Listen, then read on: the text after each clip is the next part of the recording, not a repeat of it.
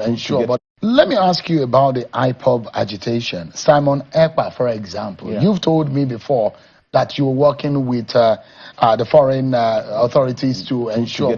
But now, what updates do you have now? No, I think the Finnish government have their own procedure they're going through. The Nigerian government have forwarded all the relevant documents, exhibits, and everything about what's going on. So I'm sure I'm sure justice will be done. So it looks like it's taking longer than necessary. Well, it's not our country; it's a sovereign country. They have their own procedures, so they have to follow their own procedures. Ours is to ensure they will follow up and make sure that we monitor what's being done. But I'm sure they will do, because we have been able. I think the Attorney General did a fantastic job, and the Minister of Foreign Affairs and the Minister of Defense, together with the Office of the National Security Advisors, comprehensive things were done. Exhibits were forwarded that will enable them to be able to take action. How dangerous was Simon Ekpa's activities and all allied or related to your office and to the Nigerian society? Very dangerous. Innocent people were killed just by his utterances. And so we needed to stop that. And that's immediately they picked him, you see that it has gone down. There are people like him that also doing those things. We're also equally going after them, both outside and within. There are people that benefit. The funny thing about the country is that some people think everything is about politics. So there are individuals that feel if there is peace, then maybe the government is doing too well, and then people want to applaud. So some people intentionally want to make sure that the country remains ungovernable. There's strife everywhere, but innocent people are killed. If you want to be a leader and you are praying for some people to be killed just because you want to come in, I think there's a problem somewhere. So the agitation in the Southeast region, I mean, you have mentioned that it is not only the fight, but there are other measures. Yeah. Do you think that the release of Nnamdi Kanu might help the situation? Well, I don't know. I think the federal government is considering all options, and I think that's a decision, that's a political decision. It's not our own decision. Our own decision is to stop the killing, to ensure that we secure the communities and that they're free. People must stop providing necessary support to these individuals. In Maiduguri, why surrendering came up is that people stopped supporting them, and they were able to come out. So I think the same thing should be repeated here, so that we can have, to whatever grievance they have representatives that will represent them, that will make cases for them. But besides that, we're always using the kinetic and the non-kinetic. It's not only about force. The non-kinetic aspect is also working. Like I mentioned, the kinetic effort is just about 30%. Non-kinetic is almost 70-65% of the whole solution. So we're also working towards that.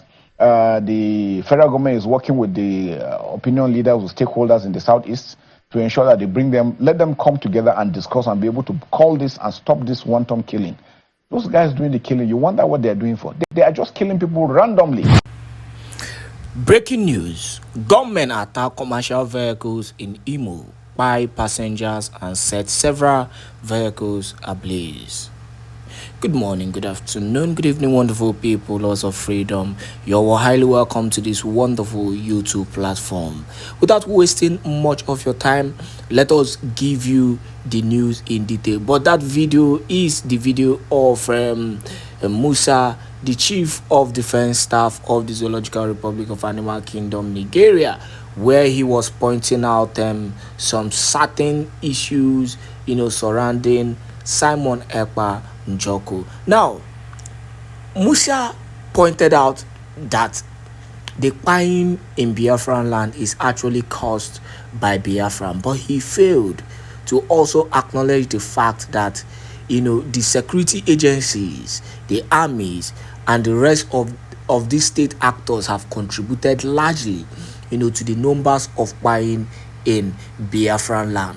I could remember an international community gave records about how the terrorists army have actually contributed to the insecurity happening in Biafraland. Even Huriwa, the Human Rights Association spoke concerning this act of terrorism being caused by the Zoo army. But going away from the issue of Musa, because we want to link it to the event that happened in Imo State recently, and that is the attack on commercial vehicle that has left at least nothing less than 15 persons being sent to judgment, and it is actually painful, seeing this kind of insecurity happening in eastern south part of the country continuously. Now, without wasting much of your time, let us go straight up to the news. The news in details. Unknown gunmen attacked a commercial bus along Okigwe Owerri Road in Imo State today, May 8, leaving a number of persons dead. That was actually yesterday. The gunmen, after the vicious attack, set ablaze no fewer than 8 vehicles, including a truck whose driver ran for his dear life during the attack. Confirming the incident to newsmen, the spokesperson for the Imo State Police Command, Henry Okoye, said that the police, in collaboration with other security agencies, have launched a manhunt for the perpetrators of the crime.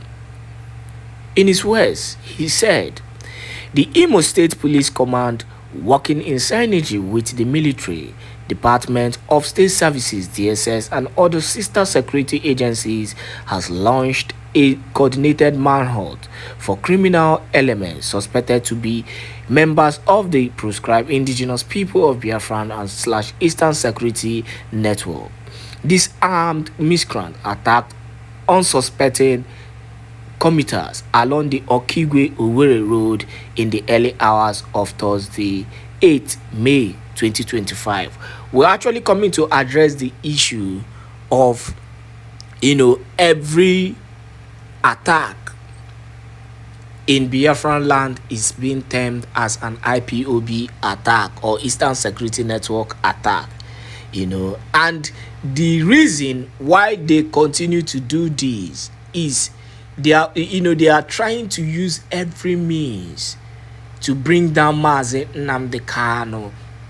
That is just the reality. So if there is a normal issue of kidnapping, in southeastern part of the country, it is termed as the IPOB or Eastern Security Network. But let us still continue with the news. Now, according to Okoye, the attackers, operating in 3 separate groups, blocked the highway between Omonna in Onuimo local government area and parts of Okigwe local government area around 5 a.m., shooting sporadically, creating panic and chaos before setting vehicles, including trucks and motorcycles, ablaze.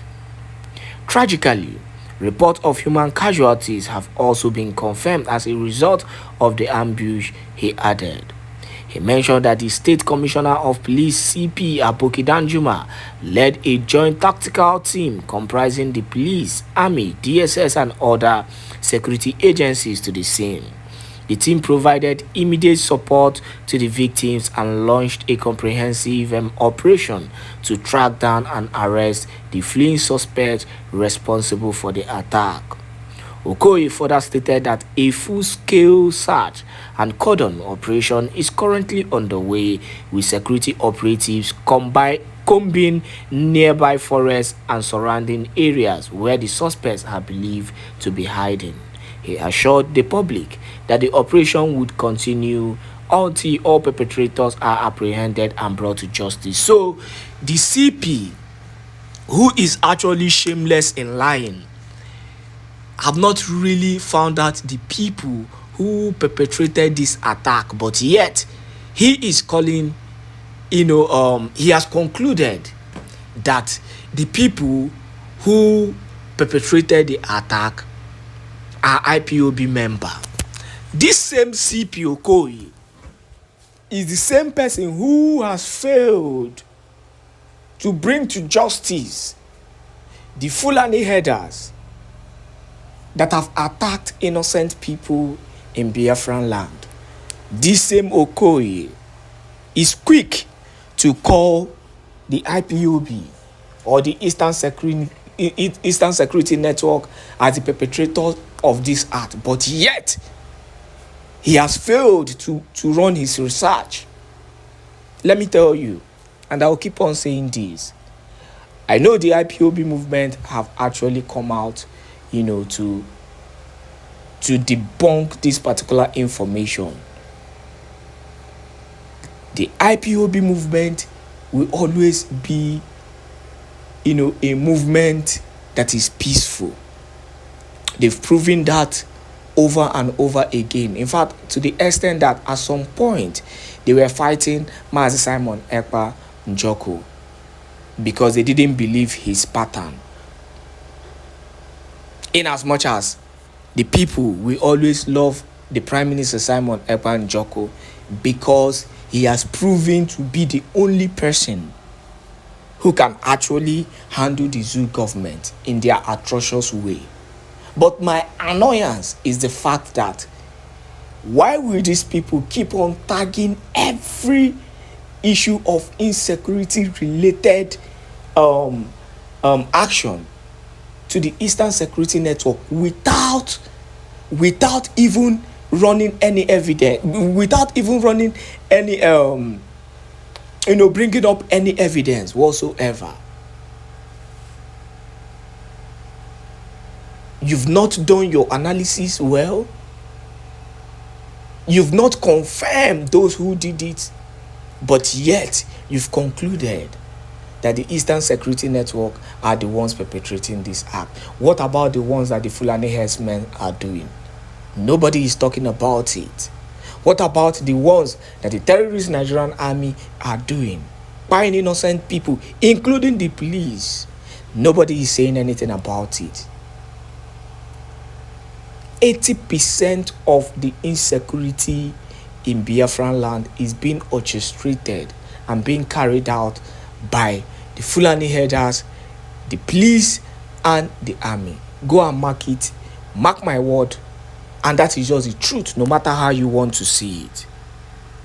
So that is that on the news, coming to us. At least nothing less than over 13 people have been died on this wonderful, day.